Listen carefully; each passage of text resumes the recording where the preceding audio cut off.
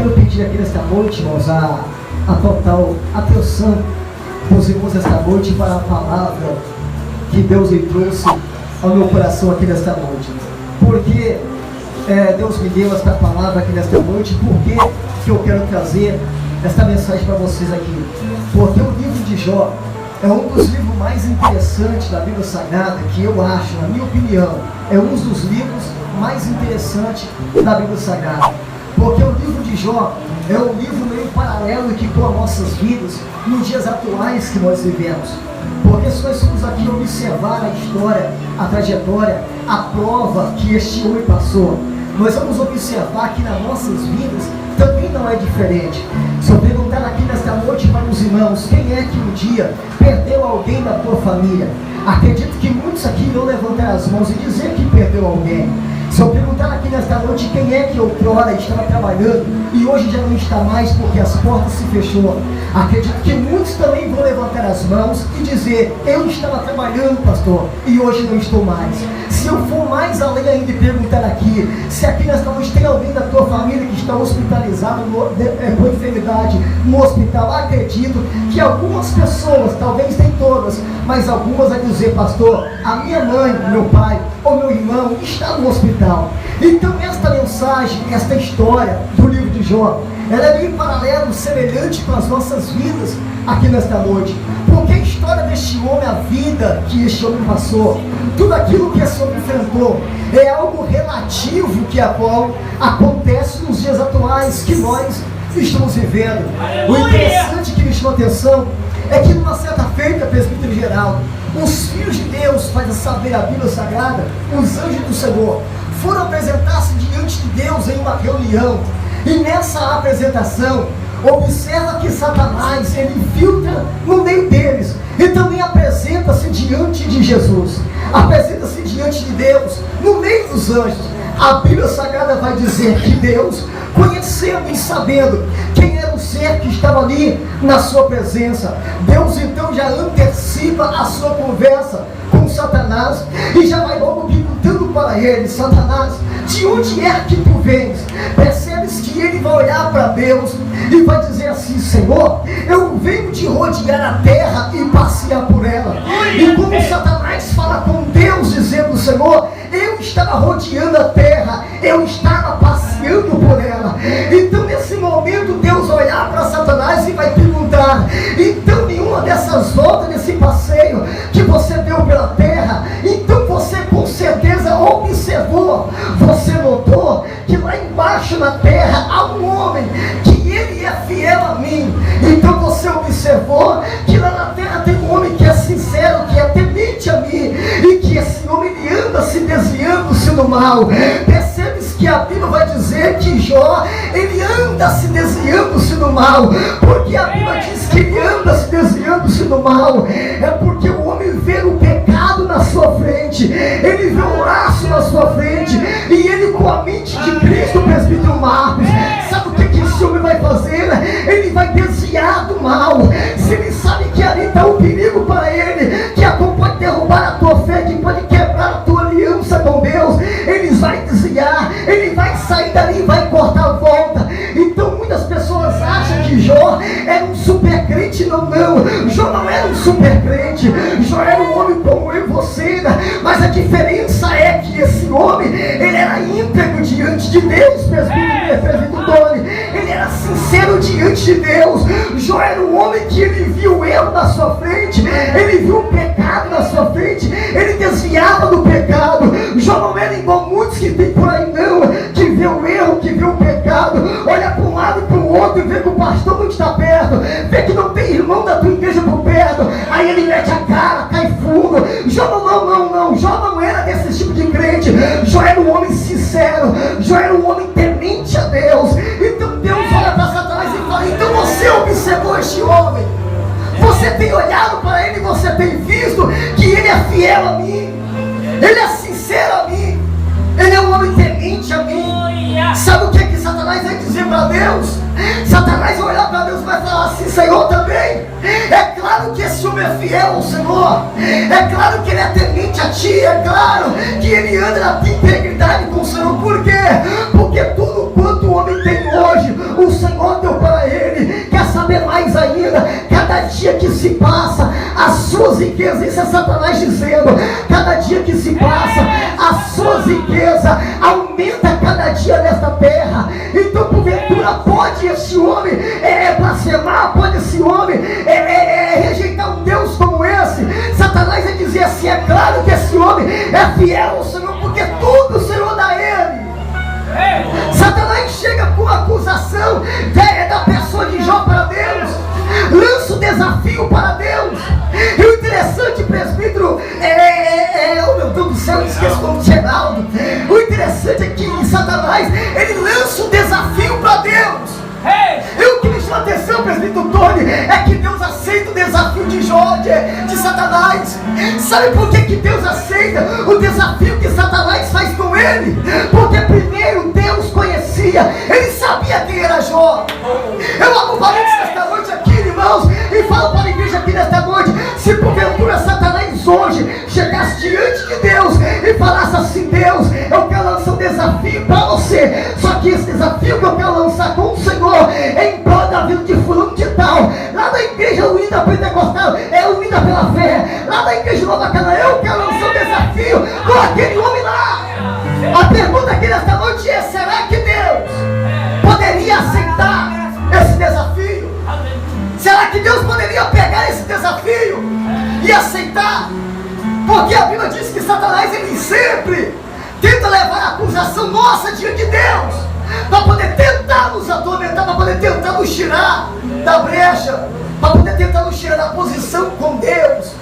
Então Deus olha para aquela situação e ele aceita o desafio de Satanás. E sabe qual é o desafio que Satanás faz para Deus? O desafio é: olha, o desafio é esse: eu quero que o Senhor permita-me eu tocar na pele deste homem, na saúde deste homem, e o Senhor vai ver se ele não vai blasfemar de ti na tua face. Irmãos, a Bíblia diz aqui no capítulo número 2 que essa é a segunda vez que Satanás vai à presença de Deus. E para poder explicar para os irmãos como é que isso aqui surgiu, como é que essa história veio acontecer, eu tenho que falar aqui um pouco da primeira visita que Satanás foi fazer diante de Deus para poder acusar Jó.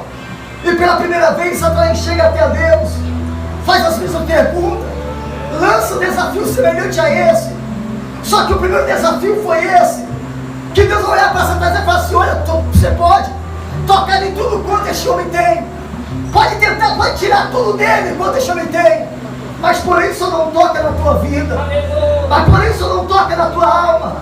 Aí a Bíblia diz, irmãos, que pela primeira vez que Satanás vai à presença de Deus, Deus então dá a oportunidade para Satanás tocar na vida de Jó, tocar em tudo quanto Jó tinha, tocar em tudo quanto Jó possuía. E a vida de Jó, irmão, de uma hora para outra, no piscar de olhos, a vida deixou ele vira de cabeça para baixo. Porque a Bíblia diz que naquele tempo de Jó não havia homem semelhante a ele, nem tampouco com sua crença em Deus, e tampouco com a sua fama, com a sua riqueza. E homem rico igual Jó não existia naqueles tempos, irmãos. Aí a Bíblia diz que Satanás então, recebendo a ordem de Deus, ele vai até Jó e começa então ali agora a trazer uma sequência de provação para a vida deste homem. Agora eu quero que os irmãos imaginem comigo aí, queridos. Eu quero que os irmãos imaginem comigo aí Jó sentado na cadeira da tua casa, na varanda. Faz uma conjectura comigo.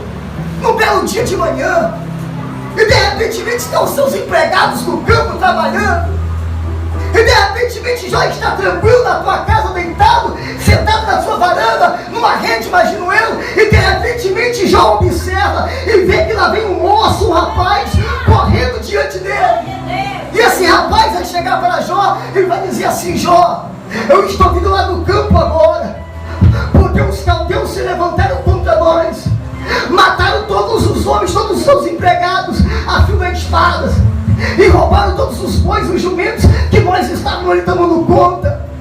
A Bíblia diz que esse homem, presbítero Geraldo, vai trazer para Jó a notícia que os seus gados, que os seus bois foram roubados, e os seus empregados foram mortos a fio da espada, e apenas um homem sobra para poder trazer a notícia. E esse vem e traz a notícia e fala: Jó, roubaram seus gados, mataram seus empregados, e somente eu sobrei para trazer para você a notícia. A Bíblia diz que quando esse estava falando, automaticamente já veio outro em seguida, e esse outro chega para Jó e fala dessa seguinte maneira, no versículo 16, que estando esse ainda falando, veio outro e disse: fogo de Deus, Jó, caiu do céu, queimou todas as ovelhas, acabou com os pastos, e todos que estavam aí naquela redondeza, naquela região morreram, e somente eu sobrei já no meio dessa catástrofe para poder trazer para você a notícia. Agora eu quero que os irmãos imaginem Jó recebendo a notícia que os seus gados, que os seus jumentos foram roubados, os seus empregados foram mortos. Agora chega outro mensageiro e fala que as suas ovelhas, evangelista Fernando, morreram todas queimadas.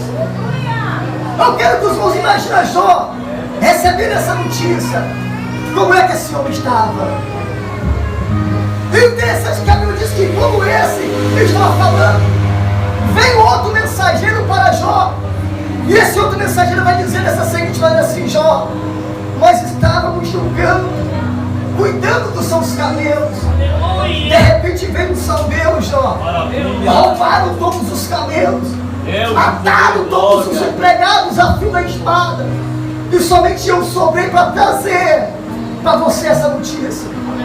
Percebes que às vezes, Jó, a sua fazenda está indo embora, está indo para a água abaixo, em fração de segundos, minutos após minutos, vem notícia dizendo que morreu isso, morreu aquilo, morreu isso, e Jó está observando, escutando todas aquelas notícias ruins que está vindo para ele. E de repente, quando esse que está trazendo para Jó a terceira notícia, que os camelos foram roubados, que os seus empregados que estavam cuidando dos camelos foram mortos, a Bíblia diz que chega outro mensageiro, e esse mensageiro ele chega com a pior notícia de todas para dar para a vida de Jó. Notícia essa que mexe muito com a minha vida, presbítero Geraldo, porque esse homem vai chegar para Jó e vai falar dessa seguinte maneira assim: Jó, estávamos na casa do teu filho primogênito, todos os meninos estavam dentro de casa, festejando, comendo, se bebendo, e de repente Jó veio o vento dos quatro cantos, e esse vento veio de uma proporção tão forte, bateu na parede daquela casa, e todos os seus filhos morreram nos escombros daquela casa.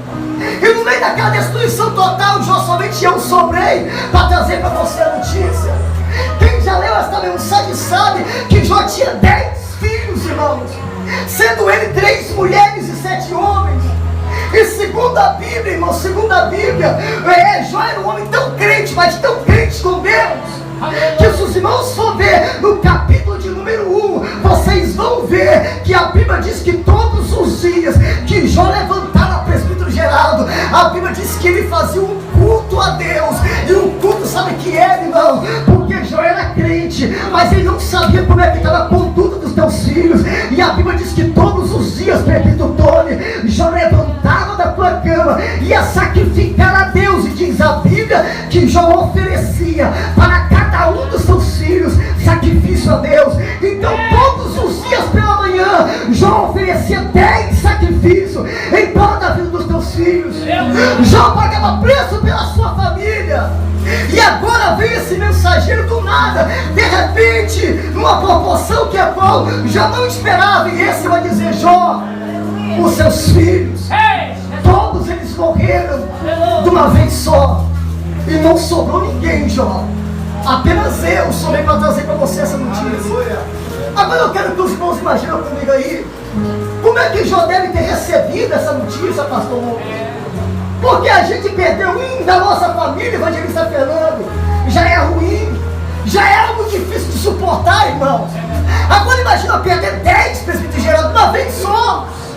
Jó está aqui recebendo a notícia que a tua família foi destruída em questão de segundos.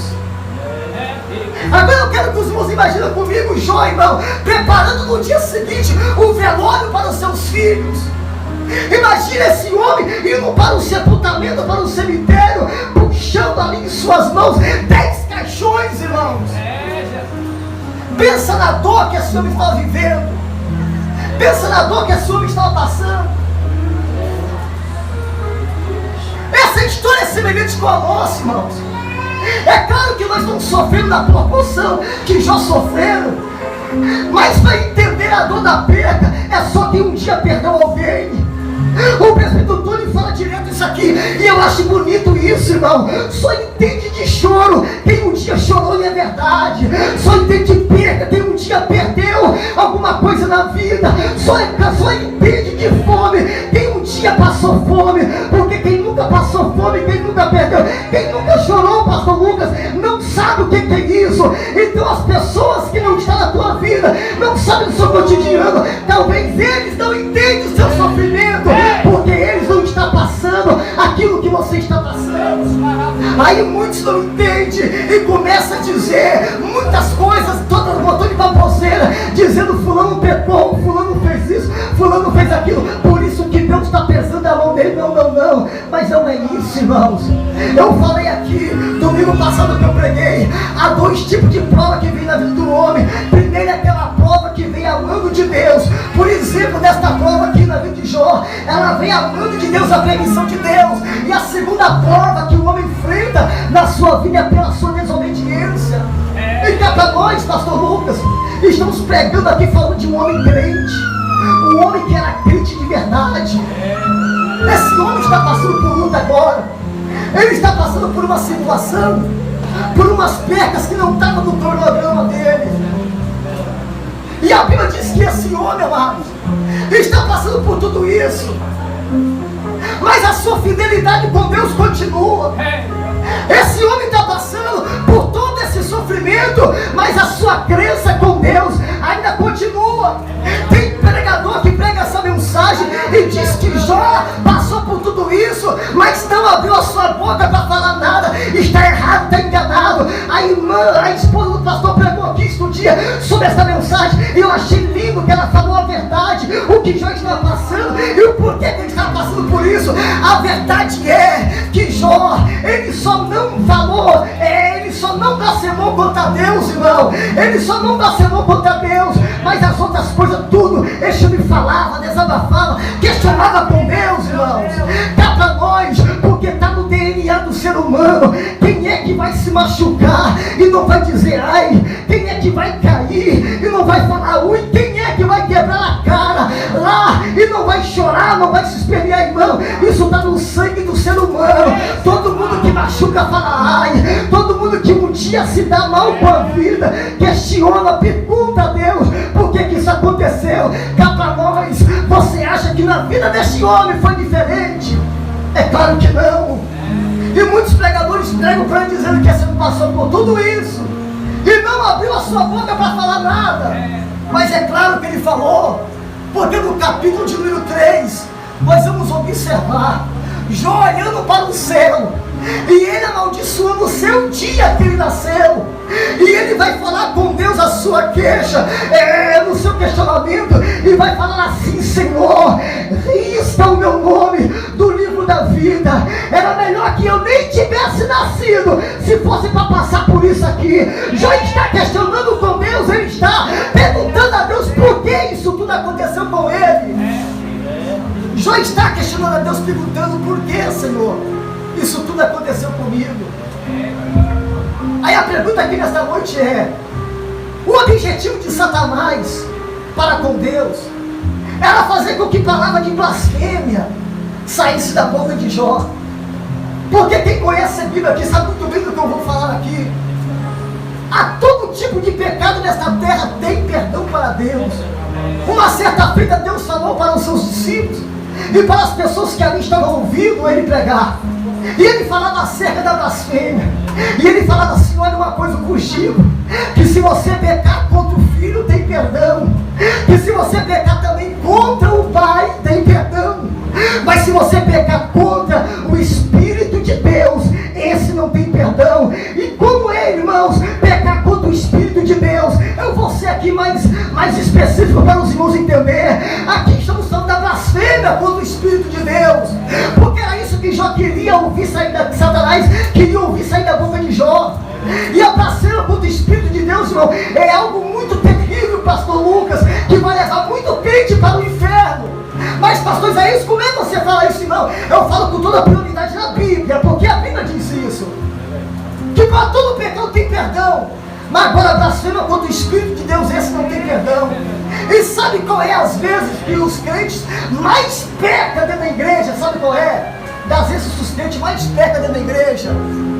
Eu vou tocar aqui em algo que acontece muito aqui, eu acho bonito isso. O pastor Lucas sempre ele gosta de fazer aquele movimento com a igreja pular, falar mistério, meio estranho. Aí talvez tenha até crente que está dentro da igreja e não compreende aquela atuação do Espírito, pastor Lucas, e começa a falar, isso é meninice, isso não é coisa de Deus não.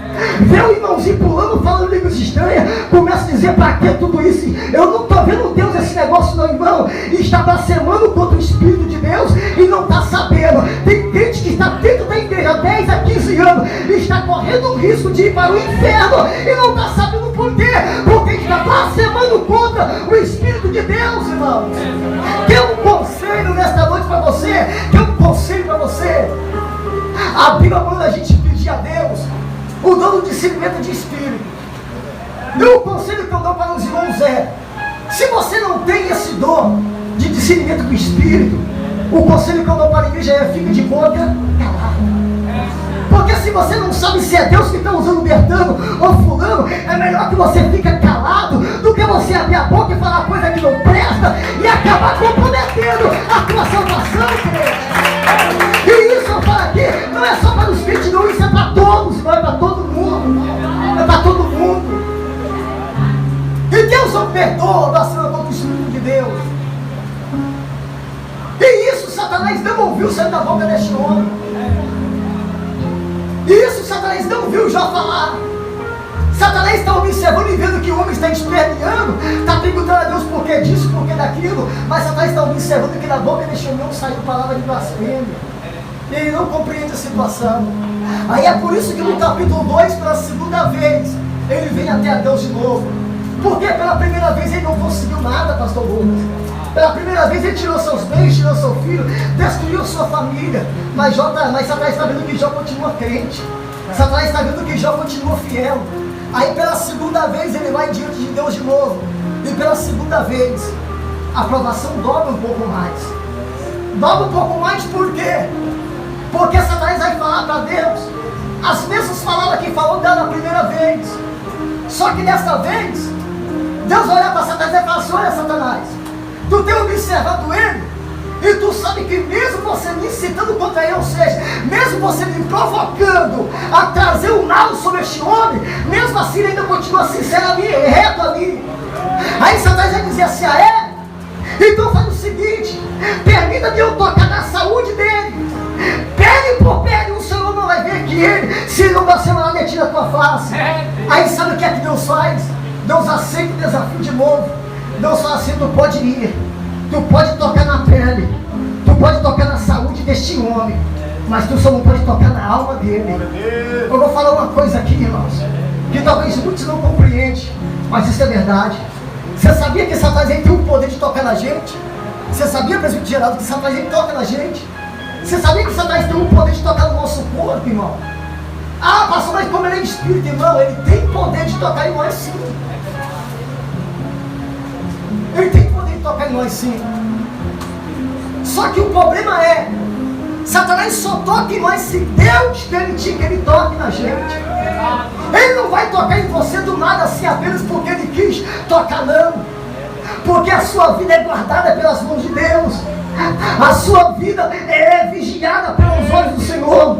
Então Satanás não pode nada contra a sua vida se Deus não permitir, meu irmão.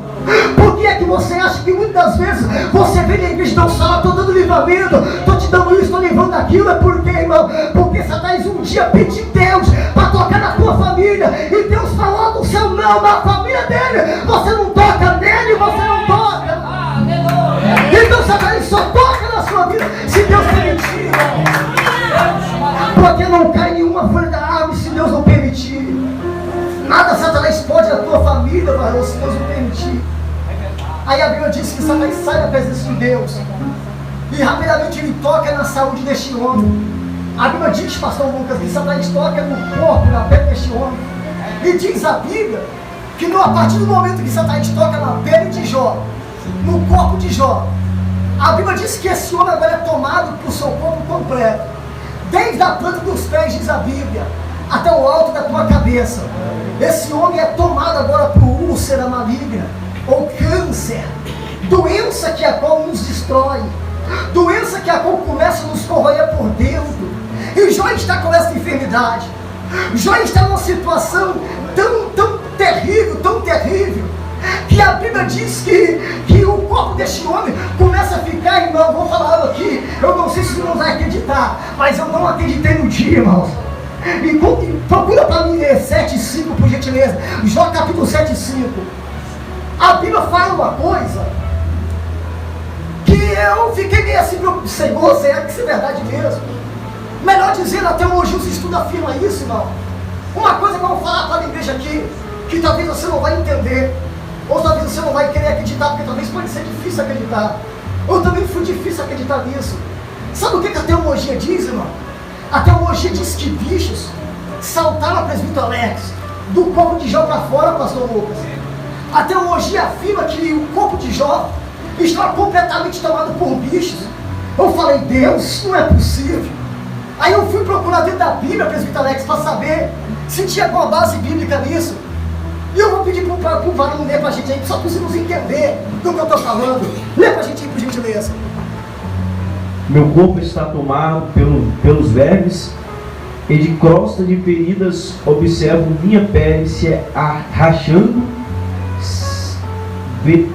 vertendo pus. Está vendo aí, irmãos? Isso é Jó que está falando. Ele está dizendo que a sua própria boca, a minha pele, está se vestindo de bichos. É Jó dizendo assim para Deus, Deus, olha o meu corpo como é que está. Está vestido de bichos, bichos estão pulando do meu corpo para fora. É difícil de acreditar nisso, né, pastor? Eu também tive dificuldade para acreditar nisso, irmão. Mas cada voz está na Bíblia. É Jó dizendo, o meu corpo está vestido de bichos. Olha o que ele está falando, Deus. Olha, o meu corpo completamente está tomado por bichos. O varão leu aqui, ó. A pele de Jó está se rachando e pus está saindo para fora do teu corpo, irmão. Querido, a enfermidade que Satanás colocou neste homem foi uma enfermidade tão terrível que até as suas unhas, irmãos, caíram. E isso é fácil de nós entender e compreender isso. Quem conhece essa história sabe que Jó, nesse sofrimento todo, ele estava coçando as suas feridas com um caquinho de telha. Pergunta aqui nessa noite para a igreja por que Jó está se coçando, evangelista Fernando, com um caco de telha? É óbvio que a doença fez com que as unhas desse homem caíssem. E a dor que ele estava sentindo no seu corpo, ele tinha que se coçar, ele tinha que fazer alguma coisa.